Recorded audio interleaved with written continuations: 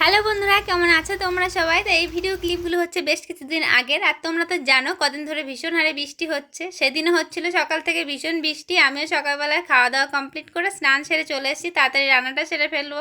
কারণ এই রান্না স্নান এই দুটো যেন আমার কাছে সব থেকে বড় কাজ মনে হয়। দুটো কাজই কমপ্লিট করলে একেবারে সারাদিনের মতো নিশ্চিন্ত। আজকে আটলে বেশি একটা মাছ পড়েনি, অল্প কটা মাছ পড়েছে। এই মাছগুলো দিয়েই করবো দুটো তরকারি রান্না।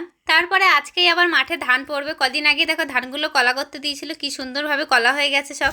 কলা হয়েছে, এই যে পাতা হবে আর সেই পাতা রুই হবে ধান। সব ধান এই বস্তায় ভরে বয়ে নিয়ে যাবে মাঠে। মাঠে বাবা আছে, বাবাই ফেলবে। রোদ্দুরের সময় ধান ফেললে কি হয় বলো তো, পাতাটা খুব সুন্দরভাবে হয়, কিন্তু কি আর করা যাবে, এই বৃষ্টির মধ্যেই ধান ফেলতে হবে। কারণ এই কলানো ধান বেশি দিন রাখা যায় না, না হলে সব ধান নষ্ট হয়ে যাবে।